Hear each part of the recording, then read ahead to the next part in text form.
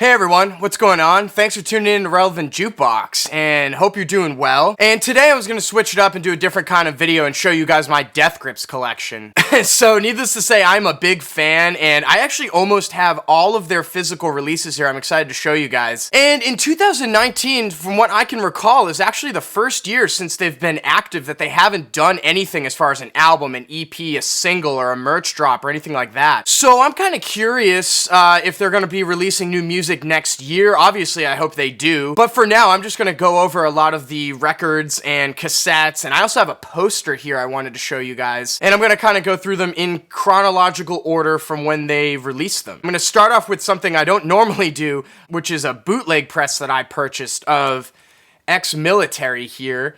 Reason why I got this one was because it was really hard to find an original pressing after they sold out through Death Grips' website. And this one here was one of the first ones that they put out as far as bootleg goes. I know there's like a shit ton of them now. And yeah, I mean, you can tell it's a bootleg just because the artwork's a little different. The black border is thicker on this pressing, and same on the back, and it does say limited edition there. But this one here was actually a gray and marble splatter pressing. It's really hard to tell. I don't know if the camera's going to pick up on this, but let me see if I can get this in there. Not really sure if you can see that, but it's basically a black pressing with some white streaks in it. I keep this copy just to have on hand to play. It sounds okay. Not really that great, though. And I hold on to that copy because I have one of the OG presses now here. I believe this one's out of 500, and as you can tell, the cover's a little bit different. It's got a thinner border around it on the front and the back. Doesn't say limited edition. It does have the Third World's logo on there. Sounds amazing, as you would expect. Well, let me pull it out of my Mophie sleeve here. But yeah, just a black vinyl. Nothing really too special about the packaging, but I know they didn't get the sample cleared on, what was it, Spread Eagle Across the Block, so I don't think this one's going to be coming back out into record stores, unfortunately, so you might have to pick up one of those bootleg presses. I picked this up on Discogs like a while ago. I paid up a little bit for it. These are selling for like crazy numbers now. I also have this on cassette. This isn't one of the official Third World's presses. I really wish I scooped one of those before they sold out. This one's one of the Ormalica presses, which, you know, this label here, there's a lot of weird stuff that went on with them. I think they're out of New York, but I don't really know who runs it, but a lot of people on forums were saying that they would order from Ormalica and they wouldn't get their orders pretty consistently. I got lucky with them. I think I ordered like 2 or 3 times and I got everything that I ordered. But yeah, eventually I'm going to track down that Third World's official press. If you have one of those, hit me up. I'd be willing to negotiate on one of those. Next up's a little bit out of order, but I wasn't really sure where to place it on the here. It's from Death Bomb. It's the Live from Death Valley EP. It does have a couple non-album tracks on it. It's got Poser Killer and Fired Up. Pretty cool couple of tracks here. I'm glad they got put out physically. Would be nice if they included it on like a vinyl pressing, because these 2 tracks are really cool. Who knows, maybe Death Bomb will reissue this on a 12-inch single, maybe, if Death Grips lets them. That would be sick. Alright, moving along here, I got the Money Store. This was not one of those original out of 500 record store day issues when this guy first came out. This is just a standard pressing here, black vinyl. Nothing too special about it. Packaging is kind of cool. There's some really deranged artwork inside, as you might expect. But yeah, I mean, it was funny. I bought this one from a local record store back in like 2012, and once I put it on the table, the guy behind me in line was like, "You buying that Death Grips?" And I was like, "Yeah." And this was like way long ago, and I wouldn't expect anybody to talk to me about Death Grips. And he was just like, "Oh man, what else you listen to? What else you listen to?" And the guy just like wouldn't leave me alone after I was picking up this record, which was kind of funny actually. So next up here, I have another edition of the Money Store. This one is a special pressing of it. It's one of the black and white split color vinyls. This one's out of 1,000, and it does have a foil gold stamp on the back. I have number 917. Hopefully you can see that. Yeah, this was a Record Store Day exclusive that went up pretty randomly. It wasn't available in stores. I bought it from this like weird website that this dude like sent to me online. And yeah, I mean, it ends up being an official pressing. I think it was like, I don't remember what website, to be honest with you, what I bought it from. But yeah, here it is. It is the black and white split pressing here. If you can get your hands on one of these, I think it's worth it.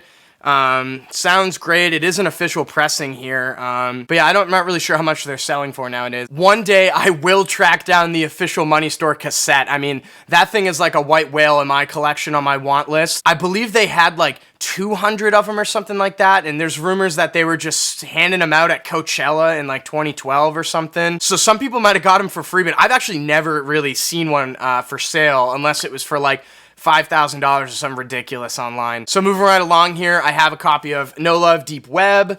I do have an opened copy of this. I have two. This one's still sealed in the original polyphane sleeve. I'm not going to pull it out. You know, everybody wants to see the penis cover. But yeah, this is just a standard issued pressing of it. Same with my opened copy. I don't have one of those pirate presses, one of the original ones. I remember when this first kind of like popped up online, people were freaking out because they had it for sale at a couple of their shows. I'm not really quite sure how many of those are floating around, but I know that on that pressing, it has the Third World logo. It has Pirates Press on it and Harvest in like the back of it on the sleeve. This one's just one of those standard ones you could probably find in your record store. Highly suggest it though. It might be Death Grip's best album. Next up is my favorite in my whole Death Grips collection here, as you might expect, but I do have government plates here. This is one of the original record store day presses of it. This one's limited to 900. This sells for crazy money now. This is kind of like their most sought after pressing, I think, that's left. And yes, it is standard black vinyl on 180 gram, I believe. At least it feels like it. But yeah, I still have the Death Grips license plate, of course. This is still sealed here. I don't really know what I'm going to do with it. Some people hang it up, but I've just kind of kept it in the sleeve. But yeah, crazy story about this. I had a friend that worked at a local record store that I contacted about when I saw this was going to be up for sale for Record Store Day, and was just like, hey, is there any way you could hold that for me? And she actually did hold it for me, so I waited in the line for maybe like 5 minutes, and they never put this out in the shelf, and I paid $19.99 for it. So that was pretty crazy. Shout out to Felix of Bull Moose. I know you don't work there anymore, but thanks for hooking it up with this, because it's probably like my favorite record in my collection. Next up, I got the Powers That Be, the double album here. It is a gatefold pressing, which is pretty cool. It's got the first half right there. No artwork for Jenny Death, actually, because I guess they didn't get the rights to put it into the packaging officially, but I thought that was even cooler art. Here's the back of it. You got Ride on there, looking all weird. And yeah, I mean, again, standard black vinyl. Death Grips doesn't do too many colored presses. This is a 180 gram issue. Sounds pretty great. I mean, I have no complaints about it. Not one of my favorite Death Grips albums, though. Actually, this might be my least favorite Death Grips album, which I know might be sacrilegious for some people. It was really fun to follow Death Grips, though, when they were promoting this release, when they said there was going to be another album and nobody knew, you know, when it was going to come out, and everybody thought it was going to be on Christmas or whatever. Yeah, that was pretty sweet. I also have this on cassette, and this is also Or Malika, one of those, I mean, kind of official presses. It's not a Third World's press, but Or Malika is like an official label. I picked this one up off of eBay, off of a seller who had it for pretty cheap. This does come with both records from Powers That Be. Also has Fashion Week instrumentals on there, and this actually came out before they issued it for Record Store Day, so I was hyped to pick this up back then. That's kind of like why I grabbed it. All right, next up, I have Bottomless Pit, one of the fan favorites of the Death Grips discography, it seems like, after this came out. I really enjoy this record. It does kind of throw it back to that like hooky kind of money store era of Death Grips, and they do refine the sound out just a little bit, in my opinion. I still think I do prefer the money store. This is the gatefold there. Kind of weird. I don't even really know what to make of like what that image is. This one here is a limited pressing. I believe it's out of 2000, but I don't really remember. This was the limited one that came from Death Grips web store. It's the yellow translucent pressing there. Pretty nice. I do enjoy this quite a bit. I have another limited pressing of it. This one right here is the Newberry Comics issue. I do believe this one was out of 700. This one is on translucent blue, which I'll pull out for you. Take a peek at that. Yeah, same idea. Feels like another at least 150 gram pressing over here. And they do sound great, as you might expect. Yeah, I don't have a standard black version of this. I used to kind of be like collector crazy and buy like every variant of everything. Kind of slowed down on that. I figure, you know, 2 copies of Bottomless Pit, that's pretty much good for me. Because I also have Bottomless Pit on cassette, obviously. Like, why wouldn't I have this? This was the Newberry Comics limited edition. I don't remember how many of these there were. But I kept this one sealed just because I have, you know, the records. But still awesome for the collection to have it. I suggest picking this up if you can find it still. I'm pretty sure it's been sold out for a while. But I love the artwork on there. I love how it's got the mail. It's pretty cool. So next up is another cassette I'm going to show before the record. But this is the Death Grips interview cassette here. Now, this was kind of an anomaly when it went up. They kind of just put this up without saying anything up on their merch store. It is hand numbered out of 500, as you can see there, in silver Sharpie. I kept it sealed just because they signed the outside of it when they numbered them. So, you know, to avoid it making it seem like it was a bootleg or something like that. But yeah, this went up and it sold out instantaneously. I was lucky to get my hands on one of these. And then eventually it came out on vinyl, which I also have. This is the Fashion Week instrumentals. And on the other side, you have the interview tape on here. This was a Record Store Day exclusive, I believe, out of 3,000. Could be wrong on that. Has a pretty crazy gatefold of the band looking really crazy.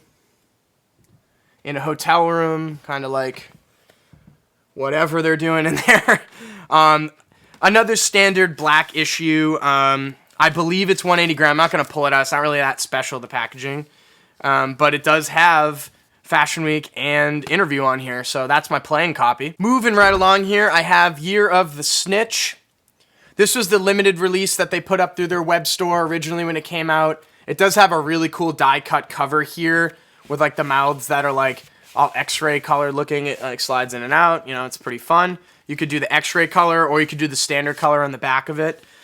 This is a colored vinyl. It is a translucent green pressing. I don't remember exactly how many there were. I think it was 2,000. I could be wrong on that. But yeah, when this went up for sale, I had to grab it. Unfortunately, the test pressing was already sold out when I had seen it. And I thought I saw it pretty early too, but that thing was gone really quick. I don't know if I showed the back, but here's the back here. Got the boys in front of their ice cubes doing their thing. And next up, I do have the limited clear indie store exclusive version of Year of the Snitch. I believe this one is out of 500. And it's just a clear pressing. Everybody always says clear vinyl sounds the best comparative to black vinyl. I don't really necessarily notice a huge difference, to be honest. I'm sure you have to have some kind of like crazy setup to really hear. So I don't have like an insane setup for my record collection. I do like the clear vinyl. I do prefer seeing colored presses when they're available, but I also still like my black standard issue presses. They're just something that's very nice about them. I also have Year of the Snitch on cassette. This was another Newberry Comics limited edition. Comes on a red shell, which is really cool. You know, you got your same artwork inside. I really like the design for this release. I love the fonts they use, the color choices. I mean, the cover is just so deranged. Like, the more you look at it, it's really strange. But I mean, their aesthetic is the best. And rounding out my physical releases here, one I picked up on Record Store Day 2019 this year, the Steroids Megamix EP. I believe this was another one out of 3,000. And yes, I did wait all night to grab it from Bull Moose Records, which is my local record store. Really cool image on the back here, because it does have More Than the Fairy on the B-side. And it also has like Zach Hill's electronic drum solo, which, you know, I don't really listen to that all the time, but I got it on vinyl now. Really plain packaging on the inside. Nothing really going on as far as artwork goes. And it is a white record. Pretty cool.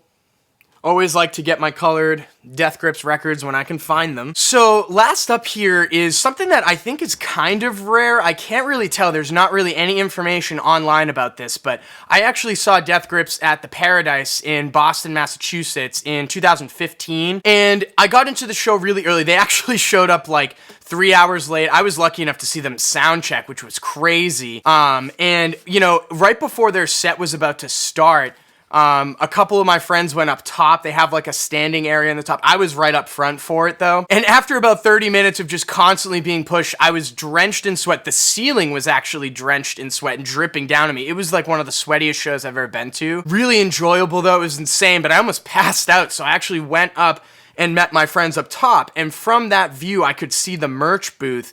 And from there, they had these posters hanging up. And I couldn't really tell like if they were real or not, like what they were. So I went down to grab one. They had them priced for $10, which is insane, but I didn't see these for sale anywhere else. But it is a full size. I don't even know if I'm gonna be able to capture this whole thing on camera. It is the full size Money Store artwork on a 27 by 40 movie theater size poster. I mean, it's gonna be hard for me to show this, but this is the actual thing here. Oops, censor it for the kids. Censored for the kids. But I mean, it's officially licensed Death Grips merch. I mean, they were selling it at their show, and from what I could tell, I think they only sold it at the Boston show. I don't really know. I don't see anybody else that has these. So if you do have one, let me know in the comments down below. I'd be interested to know if they were selling this anywhere else. I know they canceled in Boston like 2 times prior. I had tickets to see them multiple times and they both canceled. So who knows, maybe they did that to kind of like make it up. Plus they were super late for the show. But yeah, I mean, I haven't seen that anywhere else. I don't know what I'm gonna do with it. I'm probably gonna put it in a frame, but not exactly the most inviting thing to hang up on your wall. So yeah, that concludes this Death Grips collection video. I am looking forward to showing off more of my physical media collection. Let me know what you guys wanna see. I have a ton of stuff to show off. And as always, thank you so much for watching. I really appreciate it. If you want more content from me, I plan on reviewing a lot more records and doing more stuff in 2020, so make sure to hit that subscribe button. And yeah, I guess fingers crossed Death Grips comes back in 2020 with some more new music for us. Peace.